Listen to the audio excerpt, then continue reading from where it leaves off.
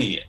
तो हमें कम से कम 5 दिन तक वेट करना होगा, देखना होगा और टेस्ट करके देखना होगा कि कुछ कॉम्प्लिकेशंस जैसे इन्फ्लेमेटरी मार्कर्स राइज हो रहा है, रेस्पिरेटरी सिम्टम्स, ये सारे ऑर्गन इन्वॉल्वमेंट का जो इन्वेस्टिगेशन करके हमें देखना होगा, then we can use the steroid. Otherwise COVID doesn't mean कि हम स्टेरॉइड यूज कर दे, रेमडेसिविर यूज कर दे, टोसिलिजुमैब यूज कर दे, तो ये थोड़ा सा ओवर यूज हो रहा है, इसके वजह से ये सारे कॉम्प्लिकेशन आ रहे हैं। ठीक है और डॉक्टर गौतम भंसाली, मैं आपके पास आऊंगी, लेकिन उसके पहले एक और सवाल का जवाब मैं आपसे चाहूंगी। डॉक्टर आशुतोष, आपने कहा कि अग्रेसिव मेडिसिन की जरूरत नहीं है, लेकिन ब्लैक फंगस के मामले में हम सब ने देखा जिस इंजेक्शन की उपलब्धता की जरूरत है उसकी कमी भी देखने को मिल रही है, वो बहुत महंगी भी है। ऐसे में जो आम आदमी आपको सुन रहा है, क्योंकि अलग अलग हिस्सों से इस तरह की खबरें सामने आई हैं, 8,000 से ज्यादा मामले दर्ज किए गए हैं, ऐसे में उन लोगों के लिए फिर क्या सलाह होगी आपकी?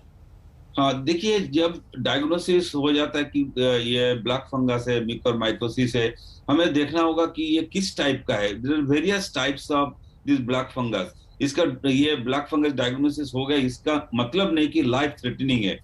और लाइफ थ्रेटनिंग इसमें कोविड के साथ कॉम्बिनेशन होके, जैसे हम अगर मोर्टेलिटी एनालिसिस करें तो इसमें अभी तक इतना हाई मोर्टेलिटी नहीं है, मॉर्बिडिटीज है। मतलब जैसे पेशेंट ठीक हो जाते हैं कोविड से, इसमें कोई थोड़ा सा ब्लाइंडनेस हो गया और कुछ कॉम्प्लिकेशन ब्रेन में हो सकता है, तो सिस्टेमिक जीआई में भी, लंग्स में भी, इस टाइप का। तो देयर आर वेरियस। तो इसमें जब सीरियस कॉम्प्लिकेशन हमें लगता है कि म्यूकर के साथ है, जैसे ब्रेन और आईज में इन्वॉल्वमेंट है, तो हमें बहुत ही अग्रेसिव लेना होगा।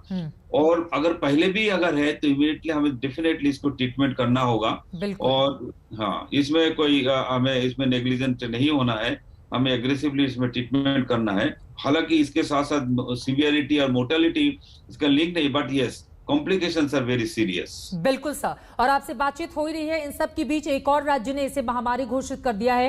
पहले 10 राज्यों ने घोषित किया और अब उत्तराखंड में भी ब्लैक फंगस को महामारी घोषित कर दिया गया है। डॉक्टर गौतम भंसाली, अब सीधे आपका रुख करते हुए 2 सवाल मेरे आपसे होंगे। आप मुंबई से इस वक्त हमारे साथ जुड़े हुए हैं।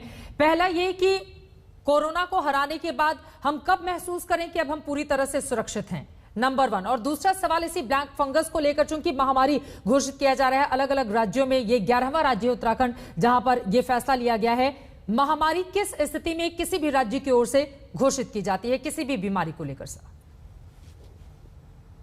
का सवाल है कि कब हमको सुरक्षित महसूस करना चाहिए। हाँ। सुरक्षित जनरली कोविड खत्म होता है, आपका कोविड नेगेटिव रिपोर्ट आ गया, आप सिम्टम फ्री हो गए। बेसिकली अगर कोविड नेगेटिव नहीं भी आया रिपोर्ट आपका, बट अगर कंटिन्यूस 3 डेज तक अगर आप एसिम्प्टोमेटिक है, आपको फीवर नहीं आ रहा है, आपको अगर कफ खांसी, ड्राई खांसी नहीं हो रही है, और अगर आपका ऑक्सीजन सैचुरेशन लेवल नॉर्मल आ रहा है, कंटिन्यूस 3 डेज तक अगर आप एसिम्प्टोमेटिक है, तब आप कह सकते हैं कि आप सुरक्षित है।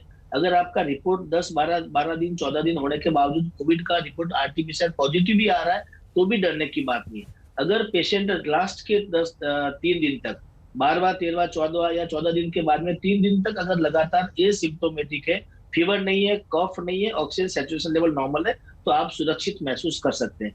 लेकिन पोस्ट कोविड के अंदर कॉम्प्लिकेशंस बहुत होते हैं। घर जाने के बावजूद भी आपको ब्लड थिनर मेडिसिन वगैरह लिखी गई है, डी डायमर लेवल वगैरह हाई था या जो भी रीजन था, या एक्सरे बराबर नहीं था, सीटी स्कैन में उसको अलग था, तो अगर ब्लड थिनर मेडिसिन वगैरह लिखी गई है तो उसका बराबर फॉलो करना है। दूसरा सबसे इंपॉर्टेंट पार्ट होता है फिजियोथेरेपी, जिसको हम कहते हैं डीप ब्रीदिंग एक्सरसाइज वगैरह, इंसेंटिव स्पायरोमेट्री कहते हैं, इसका आपको बराबर करना है। ऐसा नहीं कि आप नेगेटिव होके घर आ गए, आप अभी फ्री हो गए, वैसा नहीं है। घर आने के बावजूद भी लंग रिहेबिलिटेशन प्रोग्राम होता है, फिजियोथेरेपी एक्सरसाइज वगैरह होती है, वो बराबर मात्रा में आपको करना है। बिल्कुल। तीसरा जो आपने म्यूकर का बताया, अगर आपको घर आने के बाद 2 दिन 4 दिन 10 दिन 15 दिन बाद कभी भी नाक में अगर बहुत ज्यादा खुजली होती है, आंखों पे अगर इफेक्ट आने लगता है, नेजल डिस्चार्ज अगर आपका होता है, दांत में दर्द होने लगता है, तो आपको ईएनटी डॉक्टर को तुरंत जाके दिखाना चाहिए, चेक करना चाहिए कि कहीं ये म्यूकर माइकोसिस जैसी बीमारी तो नहीं है।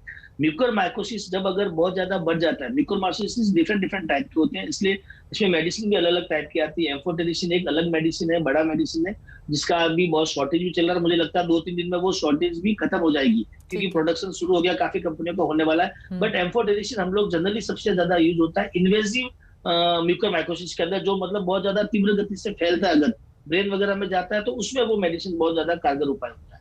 जहां तक राज्यों की बात है कि कब इसको महामारी करती है, जब आपके पास केसेस बहुत ज्यादा मात्रा में बढ़ जाते हैं, आप हेल्पलेस हो जाते हो, आपके पास इंफ्रास्ट्रक्चर नहीं होता है, आपके पास मेडिसिन नहीं होती है, तब उस केस के अंदर जाकर के आप उसको महामारी